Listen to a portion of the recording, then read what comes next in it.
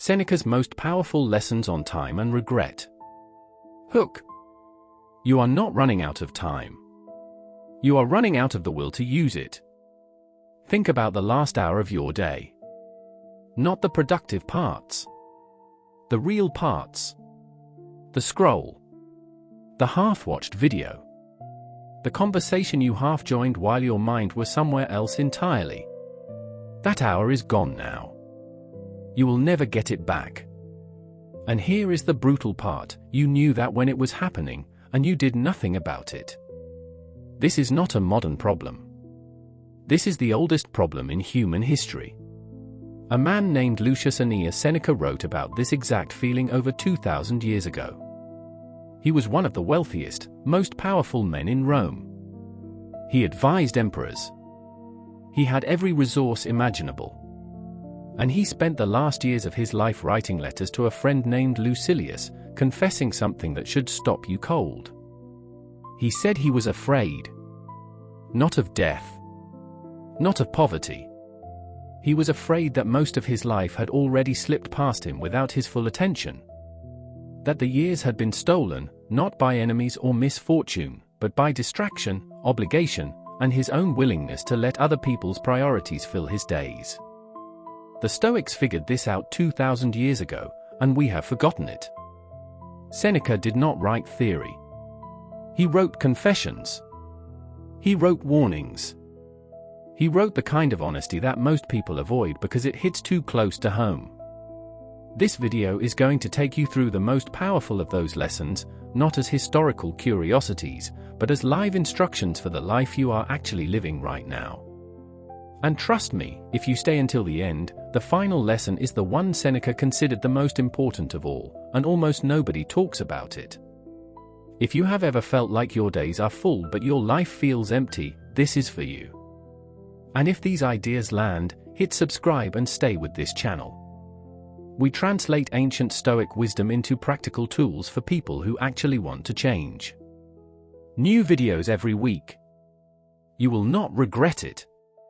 Now, let us begin. Seneca opens his famous essay on the shortness of life with a line that should shake you. It is not that we have a short time to live, but that we waste a great deal of it. He wrote that in De Brevitate Vitae, around 49 AD. He is not talking about laziness. He is talking about something more subtle and more dangerous. He is talking about the way we give our time away without even realizing it. You say yes to the meeting that could have been an email. You say yes to the social obligation that drains you for 3 days afterward. You spend 40 minutes reading about a conflict between two celebrities you have never met and never will. None of this feels like theft. But Seneca says it is. He says, and I want you to feel this, omnia, lucili, aliena sunt, tempus tantum nostrum estimated. Everything, Lucilius, belongs to others. Time alone is ours. Everything except time can be taken and returned. Time, once spent, is simply gone. Here is what Seneca actually did with this belief. He began refusing. He pulled back from Rome's social scene at enormous personal cost. He wrote. He thought. He chose depth over volume. He was not perfect at it. He admitted that freely. But he was intentional about it in a way most of us are not. The practical move here is small but significant. Tonight, before you sleep, account for your day. Not in a judgmental way. Just honestly. Where did your time go? Who decided that? If the answer is mostly you, that is good. If the answer is mostly apps, other people's emergencies, and passive consumption, Seneca has something to say to you. He already said it. You are the one who needs to hear it now. Here is something that would horrify Seneca if he lived today. We treat busy as a compliment. Someone asks how you are, and you say busy, and both of you nod like that means something admirable. Seneca called this out directly. He wrote in on the shortness of life, busy men have no time to live. Not no energy. No time. He is saying busyness is the enemy of actual living, not its proof. He described people in Rome who filled every hour with activity and arrived at old age with nothing to show for it internally. No wisdom. No peace. No sense of having truly inhabited their own lives. They had performed life rather than lived it. You know this feeling.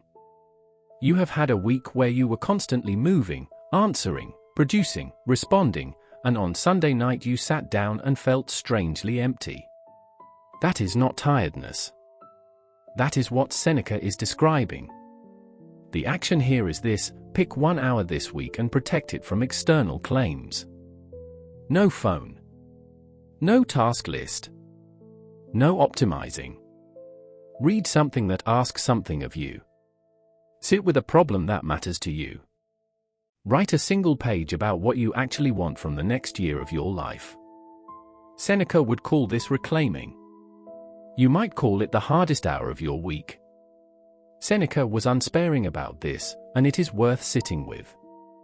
He wrote in letter 1 of his letters from a Stoic, "Reclaim yourself, and pull back the time that till now has been forced from you, stolen from you, or has simply slipped away." He distinguished between 3 types of lost time. Time taken by force, when others demand it of you and you lack the will to say no. Time stolen, when you hand it over without thinking, through habit, obligation, or social pressure. And time that slips, which is the most invisible and the most damaging, time that evaporates in distraction without a single deliberate choice being made. That third category is your phone. It is your social feed. It is the ambient noise of modern connectivity that keeps you semi-present in everything and fully present in nothing. Here is the move. Seneca recommended something he called examining your associations with ruthless honesty. He did not mean abandon people. He meant stop allowing every person in your orbit to have an open account with your hours. Some relationships energize and deepen you. Some quietly hollow you out. The Stoics were not cruel about this. But they were honest. Start noticing where you feel more alive when you leave than when you arrived, and where you consistently feel drained. That data is information about where your hours are actually going, and whether it is your choice. Here is what most people never realize about Seneca's view of regret. He did not think regret was useless. He thought most people discovered it at exactly the wrong moment, when it was too late to do anything except endure it. In De Brevitate Vitae, he described men who reached old age and suddenly awoke to the fact that they had spent their entire lives chasing things that did not satisfy them. Status. Wealth. The approval of people whose opinion they no longer valued. He wrote with devastating precision, "They do not take time to live. They only take time to die." That line is worth sitting with. The Stoic response to regret is not guilt. Guilt is useless to Seneca. It keeps you inside the past, which is outside your control entirely. The response is future-facing clarity. Ask yourself, not what did I waste, but what am I still willing to waste? What would I regret most if today turned out to be my last ordinary day? This is not a morbid exercise. The Stoics called it memento mori, the practice of remembering your mortality not as a reason for despair but as the sharpest possible clarifier of what actually matters. Seneca used it constantly. He writes to Lucilius about death not to frighten him but to free him. Because once you genuinely accept that time is finite, the trivialities that absorb most people stop looking so important. Write down 3 things you would regret not doing or not becoming if you received a diagnosis tomorrow. Then ask yourself what you are doing this week that serves those 3 things. If the answer is nothing, that is your signal. Seneca was a Stoic, but he borrowed freely from other schools when the insight was worth having. He wrote in letter 16, "Philosophy promises above all, common sense, humanity, and fellowship." He was not interested in philosophy as performance. He was interested in it as a daily instrument for seeing clearly. He kept what scholars now call a form of daily review. Every night, he would ask himself 3 questions. What did I do wrong today? Where did I improve? What could I have done better? He wrote about this in the IRA, on anger. I examine the whole of my day and retrace my acts and words. He was not looking to punish himself. He was looking to correct his course before the wrong habit became a wrong life. This is the practice that modern psychology has rediscovered under different names. Journaling, reflection, evening reviews. They work for the same reason Seneca knew they worked. The unexamined moment becomes the unexamined day, and the unexamined day eventually becomes a life you did not choose. You do not need a system for this. You need 5 minutes and a notebook. Ask those 3 questions every evening for 30 days. Watch what changes. Seneca did not claim philosophy would make your life easier. He claimed it would make it yours. Seneca was famously, controversially rich.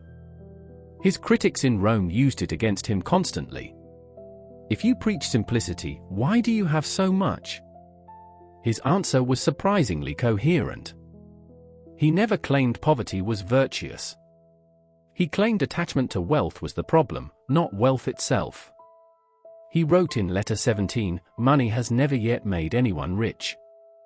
What he meant was this: the person who organizes their entire life around accumulating wealth will find that each new level of wealth simply raises the threshold for what feels like enough.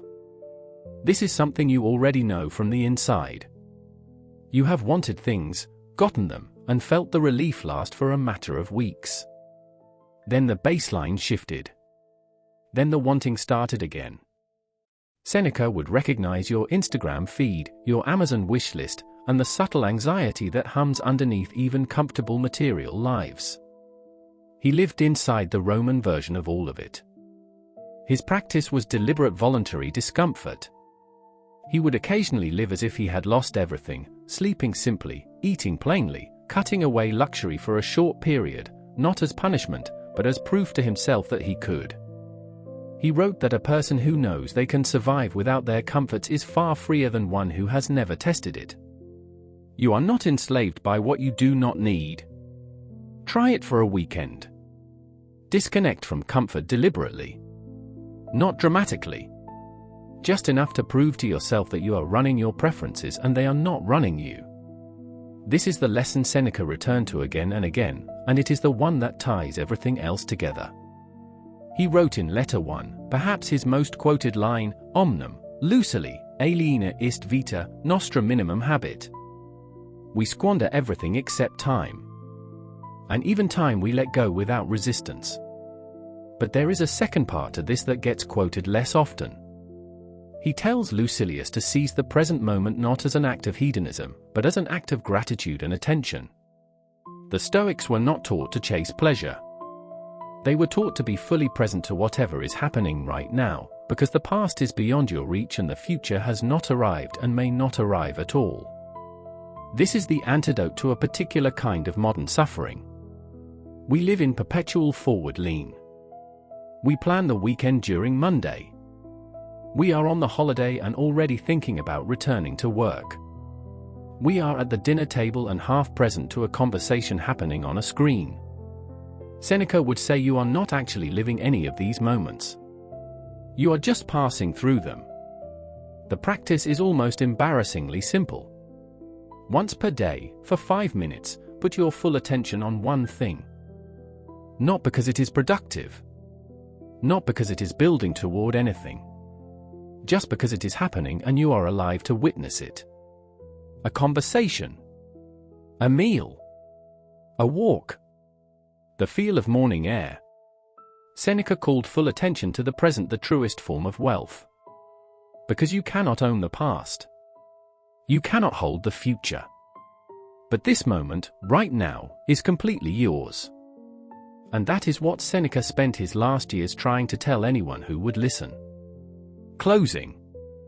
We started with the uncomfortable truth that you are not running out of time. You are running out of the will to use it. Seneca spent his life wrestling with that exact same problem, and he left us these 7 lessons not as abstract wisdom but as live instructions. Life is long enough, if you use it. Busyness is not purpose. Your hours are being taken, and you are often the one handing them over. Regret is useful only when it arrives early enough to change something. The examined life is the only one you can actually call your own. Wealth is a tool, not a destination. And the present moment, plain and unremarkable as it often feels, is the only thing you actually own. The question Seneca left open for Lucilius, and for us, is simple. Now that you know this, what are you going to do today? If this landed for you, the next video we recommend goes even deeper into one of these themes. It is waiting for you on screen now. And if you are not subscribed yet, this is a good moment. The channel exists for exactly these conversations, ancient wisdom translated into real decisions for real lives. We will see you in the next one.